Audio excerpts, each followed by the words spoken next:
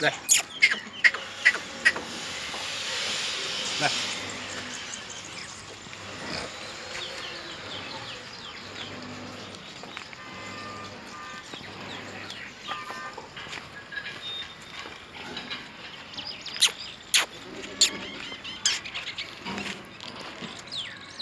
मोठ्या मोठ्या बकरं